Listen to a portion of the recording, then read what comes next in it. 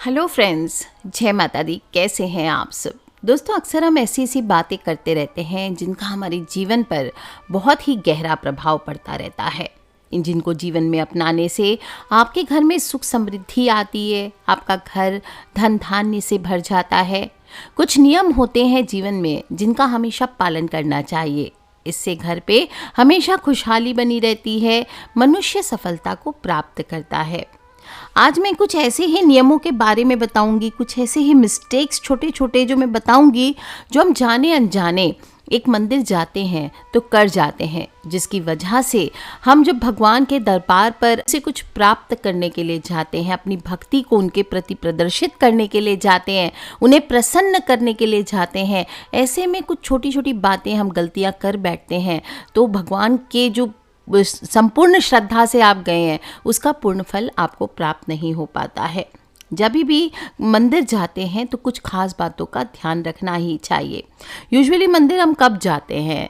कुछ लोग तो नियम से जाते हैं, उनके प्रति बड़े कृतज्ञ हैं, उनकी ऑरा हमेशा क्लीन रहती है। पर कुछ लोग जब कभी मुसीबत में फंस जाते हैं तब भगवान को याद करते हैं। बुरा वक्त आता है तो हर धार्मिक स्थल पर जाकर माथा टेकते हैं, अच्छे समय में याद नहीं करते भगवान को और प्रार्थना करते हैं कि चलो ये भगवान सब ठीक हो जाए। हालांकि मैं बताऊं, अगर आप रेगुलर प्रार्थना करेंगे तो इतनी बड़ी विपदा आप पर आएगी ही नहीं।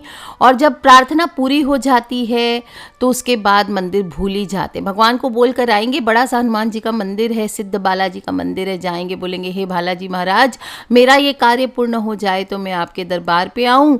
और ऐसा बोल करके जब कार्य पूर्ण हो गया तो बालाजी महाराज तो हो गए टाई टाई फिश, है ना। तो मंदिर जाने के लिए यूजुअली लोगों के पास समय नहीं होता और जाते भी हैं तो मतलब से जाते हैं, और जाते भी हैं तो कुछ मिस्टेक्स कर जाते हैं या कुछ गलतियां कर जाते हैं, या नहीं जानते कि मंदिर कैसे जाना चाहिए, क्या करना चाहिए मंदिर जाने के बाद, सही तरीका क्या है भगवान की पूजन का। देखिए, सबसे पहले तो मंदिर क्या होता है? देवताओं का घर। जैसे आपका अपना घर होता है, मंदिर को भी भगवान का घर माना गया है। वहाँ पे प्रॉपर क्या होता है? जब प्राण प्रतिष्ठा होती है, पंडित पूरी तरह से भगवान का आवाहन करके वहाँ पे कलश स्थापित किया जाता है, तब जा कर के किसी मंदिर की स्थापना होती है। तो आप जब भगवान के घर में प्रवेश कर रहे हैं तो ध्यान रखें आप मेहमान की तरह अतिथि हैं। इसलिए कहीं पे भी कहीं कोई आपके घर पे गेस्ट आता है, अगर आपके घर पे वो ड्राइंग रूम में सीधा गंदे जूते बाहर के ले करके प्रवेश कर जाए, आपके नए कारपेट को गंदा कर दे, आपके घर में अभी अभी झाड़ू पोछा हुआ है पूरा कीचड़ से सान कर उसे रख दे अंदर, तो आपको कैसा फील होता है? इसीलिए हमेशा भगवान के भी घर पे आपको जूते मंदिर के बाहर उतार के जाने चाहिए। हर मंदिर के बाहर एक ऐसा स्थल होता है जहाँ पर जूते, एक परिसर होता है, कभी परिसर के अंदर ही होता है, कभी कोई निर्दिष्ट स्थान होता है जहाँ पर मंदिर में प्रवेश करने के पहले आपको जूते खोलने चाहिए। कि घर कोई आता है तो घंटी बजाता है ना, या नॉक करता है आपके घर में, इसी तरह से मंदिर में हमेशा जब जाते हैं घंटा लगा हुआ रहता है। आप जब भी मंदिर जाएंगे एक बार घंटा ज़रूर बजाना चाहिए।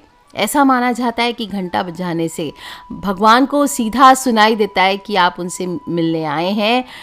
बहुत बड़ी बात बता रही हूँ, ये बात हर कोई नहीं जानते हैं, पर अगर आप मंदिर जा रहे हैं और घर के आसपास ही है मंदिर तो कोशिश करना चाहिए। यूजुअली मैंने भोलेनाथ के मंदिर में लोगों को देखा है, वहाँ बाल्टी में जल पड़ा रहता है, बाहर से आए, गंदा संदा हाथ है, ना धोया ना कुछ, सीधा उसमें हाथ डुबोए, जल लिया, उसी जल से बाबा को अर्पित कर दिया। हमेशा कोशिश करें कि आप अपने घर से लोटे में जल लेकर के जाइए, एटलीस्ट लोटा लेकर के जाइए। आप मंदिर में ही किसी नल से जल ले सकते हैं, या फिर ले भी तो हाथ धो करके आपको छूना चाहिए। घर से लोटे में जल लेकर के जाने से बरकत बनी रहती है। और साथ ही साथ ऐसा नहीं कि वो खाली लोटा वापस घर लेके, कोशिश करें मंदिर से थोड़ा जल लेकर के आइए, घर में छिड़काव कीजिए। इस तरह से आपको हमेशा जल का लोटा लेकर के मंदिर जाना चाहिए। नहीं है तो कोई बात नहीं, ऑप्शनल है। और कम से कम कुछ भेंट ज़रूर लेकर के जाए, एक फूल चाहिए, एक फल ले लीजिए, कोई भी चीज़ आपकी इच्छा हो। इसकी आवश्यकता नहीं होती, भगवान भूखे नहीं है चीज़ों के, लेकिन भेंट चढ़ाना सेवा का कार्य माना गया है। सच्ची भक्ति को भगवान के प्रति अपने प्रेम को प्रदर्शित करने का एक तरीका है। अब आप ध्यान दें, जब भी पूजा करते हैं, हमेशा मैंने लोगों को देखा है सिर खुला है और पूजा करते रहते हैं। हमेशा कोशिश करें कि सिर पर पल्लू डाल करके, इवन जो पुरुष हैं उनको चाहिए, टोपी तो आजकल कोई पहनते नहीं है तो एक रुमाल रख लीजिए। इस प्रकार से आपको पूजा का संपूर्ण फल मिलता है, ईश्वर प्रसन्न होते हैं। श्रद्धा भावना को दिखाता है, ऐसा करने से घर में समृद्धि बनी रहती है। हमारे हिंदू ट्रेडिशंस में है कि पुराने लोगों के आगे हम सिर ढका करते थे, है ना। तो इस तरह से श्रद्धा भाव को दिखाना है, बाकी कुछ नहीं है। कहते हैं कि आंखों में शर्म होती है, वो तो होती है, पर सिर ढकना एक श्रद्धा के भाव को प्रदर्शित करना है। साथ ही साथ श्रद्धांजलि अवश्य अर्पित करना चाहिए, झुकना चाहिए। सिर को ज़मीन से छूने की क्रिया विनम्रता प्रदर्शित करती है। साथ ही साथ इसके अपने जो वहाँ की ऑरा है, वो आप मिट्टी से जब छूते हैं तो वो आपके शरीर में आपके आज्ञा चक्र को, आपके सहस्त्रार चक्र को एक्टिवेट करती है। इसलिए हमेशा किसी भी मंदिर जाइए, आप चाहते हैं कि आपकी थर्ड आई एक्टिव हो, तो आपको हमेशा सिर झुका करके वहाँ पर प्रणाम करना चाहिए। यह आपकी चेतना को भी विकसित करता है। और सिर्फ झुकना नहीं है, किसी भी मंदिर जाते हैं तो कोशिश करें वहाँ की ऑरा में आपको बैठना ज़रूर चाहिए, और बैठ करके मंत्र का उच्चारण, जो भी मंत्र आपको आते हैं, ओम नमः शिवाय सिंपल बोलिए, ओम नमो भगवते वासुदेवाय, जय माँ लक्ष्मी, जय महालक्ष्मी। और क्योंकि ध्वनि सृष्टि की पहली और सबसे सूक्ष्म परत है और इसी से आप भगवान को छू सकते हैं। और इसी वजह से ये मंत्र ध्यान को एक अत्यंत शक्तिशाली तरीका माना गया है, जिससे मनुष्य अपनी चेतना को सकारात्मक रूप से बदल सकता है। आप देखेंगे मंदिर में बैठ करके सभी आपकी जो पांचों इंद्रियां हैं वो एक्टिव हो जाती। कैसे होती है? एक मंदिर में जो देवता का स्वरूप है उसको आप अपने चक्षुओं से देख रहे होते हैं, उनके दर्शन कर रहे होते हैं, किसी बहुत ही खूबसूरत चीज़ के दर्शन कर रहे होते हैं। वहाँ पर चढ़ाए गए फूल है, धूप है, इनको आप अपनी नाक के द्वारा सूंघते हैं। भोजन जो देते हैं आपको प्रसाद के स्वरूप में, उससे आप उसका स्वाद लेते हैं। आपको जो जल दिया जाता है चरणामृत के रूप में, वहाँ प्रकाश होता है, उसको महसूस किया जा सकता है। पूजा के दौरान बजने वाली घंटी है वो सुनी जा सकती है। इसी प्रकार से धरती पर बैठते हैं आप, मंदिर जाते हैं तो बिना आसन के वहाँ की धरती पर बैठते हैं, आप भूमि के संयोजन में आते हैं। इस प्रकार से आपकी सभी इंद्रियां आध्यात्मिक रूप से अनुप्राणित हो जाती है। जब भी मंदिर में प्रसाद मिले, मैंने देखा है कई लोग खाते नहीं हैं, हमेशा प्रसाद को खाना चाहिए और प्रसाद मंदिर में ही बैठ करके खाना चाहिए। भले थोड़ा सा ही खाइए, लेकिन आपको ये ईश्वर के प्रति श्रद्धा, उन्होंने आपको भोजन ऑफर किया है और आपको उसको अवश्य आरोगना चाहिए।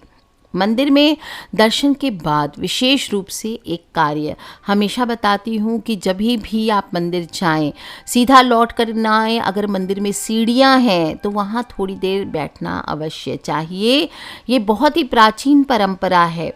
वास्तव में मंदिर की पौड़ी पर बैठकर एक श्लोक बोलना चाहिए। ये श्लोक हालांकि आजकल लोग भूल गए हैं, पर हम लोग बचपन से, मम्मी हमें जब भी हम मंदिर जाते थे, मम्मी हमेशा हमें सीढ़ियों पर बिठाकर इस श्लोक को पढ़वाया करती थी, स्वयं भी करती थी, हमें भी करवाती थी। और आज बहुत दिन बाद मुझे ये बात ध्यान आई, मेरे बचपन की एक, यही मैं विशेष रूप से चाहती थी कि आप सब भी जानें। अगर नहीं पता है, बहुत ही पौराणिक बात है कि जब भी मंदिर जाएं तो सीढ़ियों पर बैठ करके अनायासेन मरणम बिना देन्येन जीवनम देहांत तव सानिध्यम देहि में परमेश्वरम, इस श्लोक का पाठ करना चाहिए। इस श्लोक का बड़ा ही खूबसूरत अर्थ है, अनायासेन मरणम, यानी बिना तकलीफ के हमारी मृत्यु हो, कभी भी बीमार होकर बिस्तर पर ना पड़े और कष्ट उठाकर मृत्यु को प्राप्त ना हो, चलते फिरते हमारे प्राण निकल जाएं। अनायासेन मरणम, अनायासेन मरणम, ये बोलना चाहिए, प्रार्थना करनी चाहिए। लौटते वक्त भगवान के मंदिर से वहीं सीढ़ियों पर बैठकर हाथ जोड़े बोले अनायासेन मरणम, अनायासेन मरणम। इसके बाद बिना देन्येन जीवनम, बिना देन्येन जीवनम का अर्थ है परबस्ता का जीवन ना हो। जब तक मेरे हाथ पैर चलते रहें, मैं तब तक जीवित रहूं। इसके बाद हे प्रभु मुझे उठा लेना, कभी किसी के सहारे ना रखना। कि जैसे कि लकवा हो जाने पर मनुष्य दूसरे पर आश्रित हो जाता है, वैसे ही परबस ना हो, बेबस ना करना। ठाकुर जी की कृपा से बिना भीख के ही जीवन बसर हो सके। इस प्रकार से बिना दिन्येन जीवनम, बिना दिन्येन जीवनम, अनायासेन मरणम, बिना दिन्येन जीवनम देहांत तव सानिध्यम। हे प्रभु, आप मेरे निकट हो, जब मेरी मृत्यु हो आप सम्मुख हो। जैसे भीष्म पितामह की मृत्यु के समय स्वयं ठाकुर जी उनके सम्मुख जाकर खड़े हो गए, उनके दर्शन करते हुए प्राण निकले, ऐसे ही मेरे प्राण निकले। बोले देहांते तव सानिध्यम देहि में परमेश्वरम। हे प्रभु, मुझे ऐसा वरदान देना। इस प्रकार से प्रार्थना करते हुए श्लोक का पाठ करना चाहिए। गाड़ी, बंगला, लड़का, लड़की, पति, पत्नी, घर, धन, संसार, सारे संसार की बातें प्रभु से कहते हैं, पर ये मांगना हम भूल जाते हैं। ये सभी चीज़ें आपको बंगला, गाड़ी, परिवार का सुख भगवान स्वयं आपकी पात्रता के हिसाब से आपको दे देते हैं। इसलिए दर्शन करने के बाद इन चीज़ों को, मटेरियलिस्टिक चीज़ों को मत मांगिए, प्रार्थना कीजिए। बड़ी खूबसूरत प्रार्थना याद हो जाएगी, बिल्कुल अनायासेन मरणम बिना दिनेन जीवनम देहांते तव सानिध्यम देहि में परमेश्वरम। आप कीजिए और स्वयं भी बच्चों को भी लेकर जाइए मंदिर, और ये बातें सिखाएंगे तो बच्चे कभी भी हंगामा नहीं करेंगे, जिद्दी नहीं बनेंगे, समझेंगे जीवन क्या है। याचना सांसारिक पदार्थों के लिए की जाती है, याचना नहीं करना है, प्रार्थना करना है। जैसे कि घर, व्यापार, नौकरी, पुत्र पुत्री, सांसारिक सुख, धन, ये सभी बातें मांगते हैं, याचना करते हैं, आप भगवान से भीख मांगते हैं। ऐसा ना करें, प्रार्थना करें। प्रार्थना का अर्थ ही होता है विशेष निवेदन करना। मंदिर में भगवान का जब दर्शन करते हैं तो ध्यान रखें, कुछ लोगों को मैंने देखा है कि हमेशा आंखें बंद किए प्रार्थना की, आपने देखा ही नहीं। भगवान को निहारें, भगवान की मूर्त देखें, भगवान की मूर्ति हमेशा खुली आंखों से देखें, उन्हें निहारना चाहिए।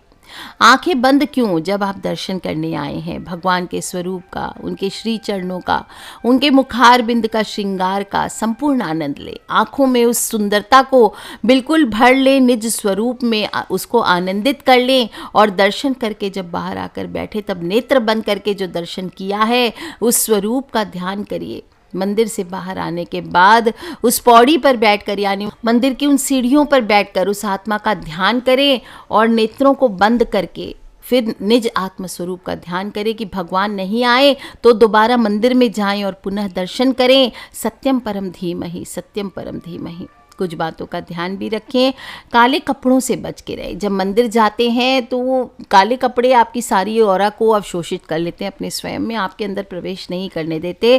तो गहरे काले और गहरे नीले रंग के कपड़े ना पहन करके जाएं, और स्नान करके जाएं ताकि आपकी स्किन साफ रहे, आपके अंदर वो जो ऑरा रहेगी वो प्रवेश कर सके। और पीरियड्स में जो लोग स्त्रियां हैं, हमारे शास्त्र अलाउ नहीं करते पीरियड्स में मंदिर जाना, तो बाहर से दर्शन करें, थोड़ी दूरी से दर्शन करें, भगवान की ऑरा में प्रवेश ना करें। सिर ज़रूर ढकें। तेज़ आवाज़ में कई लोगों को मैंने देखा है मंदिर को भी मौज मस्ती का अखाड़ा बना करके रहते हैं। कोई लड़के शरारती होते हैं, गंदे होते हैं, वो लोग गंदे काम करते हैं, वहाँ पे लड़कियाँ ताड़ते हैं या स्त्रियों को आते जाते गलत नज़रों से देखते हैं। ऐसा ना करें, गलत है ये। तेज़ आवाज़ में स्त्रियों को भी चाहिए, पुरुषों को भी चाहिए, मंदिर गए हैं तो धीमी आवाज़ में धीरे धीरे बोल कर बात करें, हो हंगामा ना करें। कई लोग परिक्रमा करते हैं तो ध्यान रखना चाहिए, घड़ी की सीधी दिशा में परिक्रमा कर जाती है, उल्टी परिक्रमा, बस परिक्रमा करनी है, उनको और कोई मतलब नहीं होता है, तो उल्टी दिशा में परिक्रमा ना करें। जो भी चमड़े आदि की चीज़ें हैं, जीव हत्या करके आपने कुछ रखा हुआ है अपने पास तो उसे कृपया हटा दें। और ध्यान रखें, इस तरह से मंदिर में दर्शन करने के बाद, सीढ़ियों पर बैठकर प्रार्थना करने के बाद, घर आने के बाद कुछ लोग हाथ मुंह धो लेते हैं। मंदिर जाकर आने के बाद कोशिश करें, अगर बहुत गंदा हो गया अलग बात है, आपको तुरंत हाथ मुंह नहीं धोना चाहिए, एटलीस्ट आधा एक घंटा आपको शांति से बैठना चाहिए। दोस्तों, आज की भागदौड़ भरी ज़िंदगी में, शहरों में विशेष रूप से, मैं समझती हूँ कि मंदिर जाना आपके लिए पॉसिबल नहीं है। व्यस्तता के चलते आप रोज़ मंदिर नहीं जा सकते। कम से कम हफ्ते में एक बार, या हफ्ते में नहीं 10 दिन में एक बार, या 10 दिन में नहीं 20 दिन में एक बार, या 1 महीने में एक बार मंदिर ज़रूर जाएं। पूरे परिवार सहित जाएं, क्योंकि मंदिर जाने के बाद आप वहाँ की ऑरा में जो फ़ायदे उठाते हैं, आप इसके महत्व को नहीं समझते हैं। मंदिर में स्थित जो मूर्तियाँ होती है उसमें साक्षात प्राण प्रतिष्ठा की जाती है, देवताओं का वास होता है। वहाँ उनसे एक बार मिलकर ज़रूर आइए, प्रार्थना करके आइए। देखिए आपके जीवन की सभी कठिनाइयाँ सच्चे दिल से प्रार्थना करेंगे, पूर्ण विश्वास के साथ, तो आपकी ज़रूर पूर्ण होगी। और मंदिर में प्रार्थना हो, ध्यान हो, कीर्तन हो, यज्ञ हो, पूजा हो, आरती होती है तो कितना धार्मिक वातावरण होता है, चारों तरफ सकारात्मक ऊर्जाएं होती है। इससे मनुष्य को कुछ हो ना हो, ज़बरदस्ती ही सही, मन को शांति मिलती है, आपकी परेशानियां कम हो जाती है। दूसरी चीज़, आजकल के शहरों में ये बहुत बड़ी मिस्टेक होती है, वास्तु के अनुसार घर नहीं बनाए जाते। इसलिए जब कोई व्यक्ति मंदिर में दर्शन करने जाता है तो वहाँ का वास्तु के हिसाब से मंदिर का निर्माण किया जाता है, तो उसका मन अपने आप शांत हो जाता है। आप देखेंगे मंदिर की ध्वनि इतनी सकारात्मक होती है कि मनुष्य का खुद पर वहाँ से आने के बाद विश्वास बढ़ता है, और इसी विश्वास के दम पर वो बड़े बड़े सपने देखता है, उन्हें पूर्ण करता है, गलत काम करने से बचता है, कई मुसीबतों से अपने आप बच जाता है, आपकी सोच बदलती है, और देवी देवताओं की आराधना से उनकी कृपा हम पर अवश्य बरसती है, और उनके आशीर्वाद से हमें हर कार्य में सफलता मिलती है। तो दोस्तों, आप भी मंदिर जाते ही होंगे, और जब भी जाते हैं तो ये छोटी छोटी बातें हमेशा ध्यान रखिए। और अगर आपको आदत नहीं है कि आप मंदिर की सीढ़ियों पर बैठकर थोड़ी देर प्रार्थना करते हैं या ध्यान करते हैं, तो इस बार अवश्य करें और बोलें, अनायासेन मरणम बिना दिनेन जीवनम देहांते तव सानिध्यम देहि में परमेश्वरम। आज के लिए इतना ही दोस्तों, खिलखिलाते रहे, मुस्कुराते। बड़ी सी प्यारी सी बात है जो मेरी माँ ने मुझे सिखाई है, और मैं आज आप सभी से इस चीज़ को शेयर करती हूँ कि बचपन की कुछ यादें हैं जो मैं आप सबसे शेयर करती हूँ। चाहती हूँ कि आपके भी बच्चों की, आपके बच्चों की और चाहती हूँ कि आपके बच्चों की भी बचपन की ये यादें बने। बड़ा खूबसूरत श्लोक है, सभी लोग अवश्य इसका उच्चारण करें और अपने फ्रेंड्स, फैमिली, मम्मी पापा, भाई बहन, बच्चे सभी लोगों से शेयर करें, क्योंकि बड़ी ही खूबसूरत हमारे धर्म की एक प्यारा सा श्लोक है जो सभी को जानना चाहिए। सभी को जानना चाहिए किस प्रकार से प्रार्थना पूर्ण होती है। आज के लिए इतना ही friends, take care, love you all. जय माता दी, बम भोलेनाथ की जयकारा, शेरा वाली दा बोल, सांचे दरबार की जय।